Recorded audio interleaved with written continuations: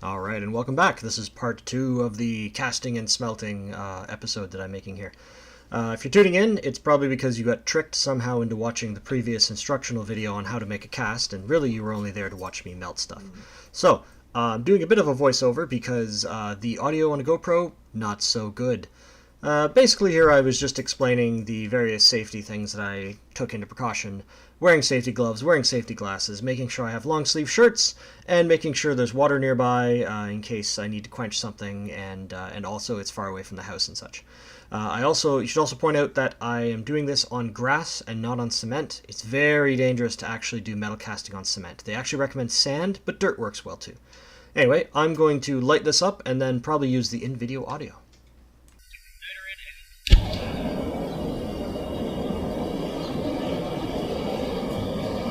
Over here so you can hear, because this gets loud very quickly.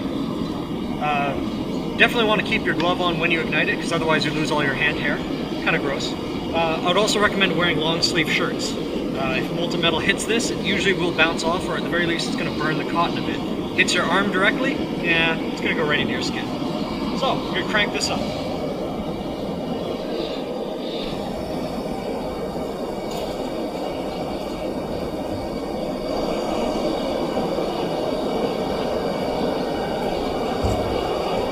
It's hard to tell because it's not nighttime, but there is a decent amount of flame coming out of that. It's shooting up about a foot.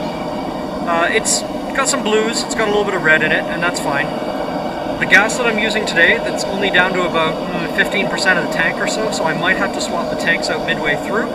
I'm more concerned about how cold it is. It's only about 5 degrees Celsius today. That means that that tank only has 5 degrees to play with before it actually starts to freeze up. But that's okay, that's why I brought 2 tanks. So, I'm going to let this heat up. It's going to take about 5 to 10 minutes or so, and then I'm going to drop some aluminum in. Alright, so, it's been a few minutes. I'm going to lift the lid, I'm going to check out to see approximately how hot it is. And I'm really just going to be doing that based on how glowy the crucible is.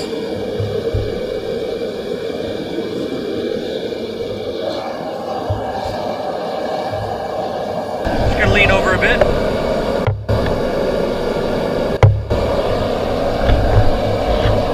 That's looking pretty hot, so I'm going to try putting in a couple pieces of aluminum and see how they react.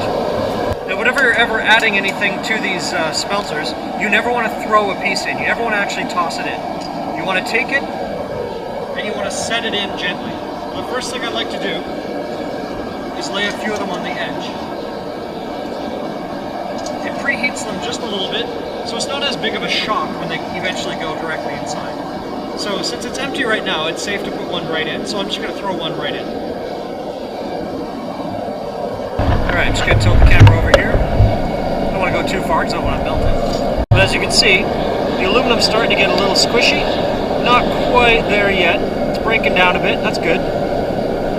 Almost completely molten. We're going to let it cook for just a little bit longer and then it should be a nice liquidy goo. Alright, so now you can see it's turned that those few little ingots into molten aluminum. Nice. Alright, so I'm going to start dropping these guys in now. And again, when I say drop, I mean carefully set inside. Alright, so I put one little cube into the liquid molten metal-y area in the middle there. And what it's actually going to do is it's going to solidify all of the metal around it first. I've got a nice iron poker thing to poke with it, which works for aluminum, but I would not recommend the resin handle when you're doing hotter metals. The main reason is that copper binds to iron, and I have a lump of copper on there that I just could not get off. I need to heat this up to the temperature of copper to melt it off, and the resin handle started to melt, so Alright, so, oh wow, okay, so it's pretty hot in there. I probably have the forge turned up higher than it needs to, because that aluminum melted in like, I don't know, the amount of time it took me to gab on there. So, number 2, I'm going to make sure I have a good grip on it. Set it in carefully. Hopefully you can see a little bit of that. I'm just going to tilt it over a bit. Molten aluminum around it. The little ingot going inside. And now, I would melt down pop cans for this, but the problem with pop cans is this metal I'm using right now is actually refined already slightly. I've already burnt out all the crap. pop cans have a lot of crap in them, and they're great for getting it to this stage, but they need to be further refined before I can use them in casting. And I didn't want to have to deal with that before casting.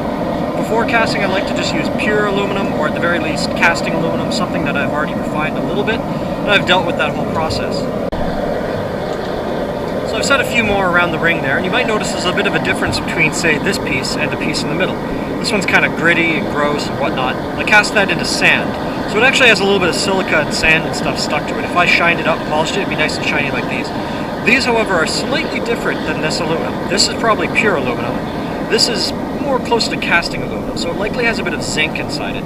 Zinc is a bit darker than aluminum, melts much lighter than aluminum, but it mixes really well with aluminum. Usually when you find aluminum, it generally speaking has zinc in it. It helps it make it a little bit more shiny, makes it a little bit sturdier, doesn't bend as much. A lot of people like using zinc in with their aluminum, but you don't want to cast stuff straight out of zinc because it is very brittle. Alright, I'm going to drop a few more in.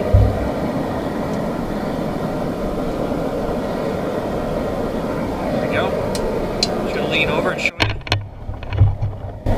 Oh yeah, look at that. There we go. Oh, it's all liquidy and delicious. Now I don't want to knock that in, because if I splash metal up, it's going to hit this camera, and Tyler will be very mad that I melted his GoPro. Of course, it's not going to do it now, but you might hear a little sputter or fart in the fire. Burp, I guess is what they call it. I like to call it farting. It sounds like farting. That is a sure sign. Oh, there it goes. That I'm either running out of gas or that my propane tank is starting to cool down way too much. In this case, I'm fairly certain I'm almost out of gas. I had only had about 10% left, 15 to 10%, and those tanks stop being useful for this when they get down to that low. Still good for barbecue. I could probably get a good half-hour barbecuing out of it, but I'm going to swap tanks out now. Alright, so now I'm going to try to do something interesting. So I've swapped the tanks out. It's still glowing red hot in there, and that's probably enough to actually ignite the propane that's inside that. So that's what I'm going to do. I'm going to turn the gas on. It should reignite.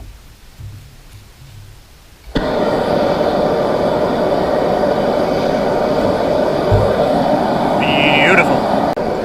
Alright, so this will probably be the last puck I drop in. That looks like enough molten aluminum. So make sure I have a good grip on it before I set it in. Something I always find kind of funny is the aluminum is actually floating on top of the metal aluminum, the molten aluminum. Almost like an ice cube floats on water. Pretty cool. So what I'm about to drop in is called sodium carbonate. Not sodium bicarbonate, sodium carbonate. And this, I've just wrapped in aluminum, is going to help lift some of the gases out of the aluminum. That way it's just a little bit more pure on the inside.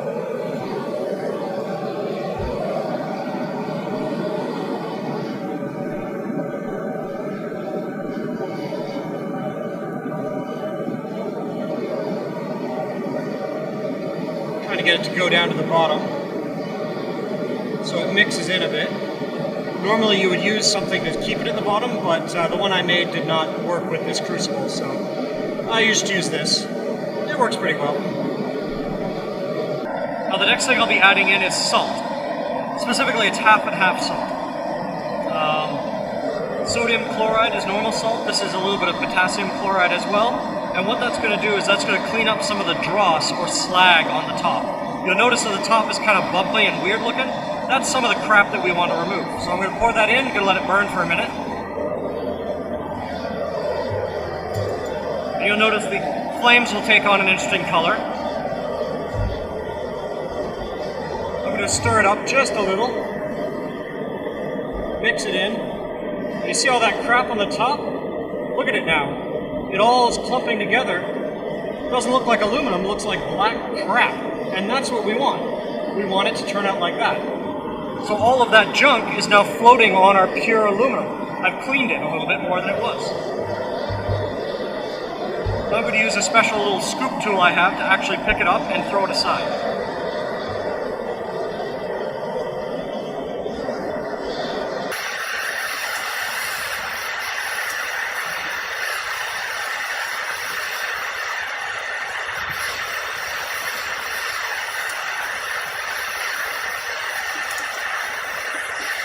Well, that's probably about as clean as I'm going to be able to get it, so now I'm going to shut this off, and I'm going to pour it. Alright, hopefully they're both in the frame there.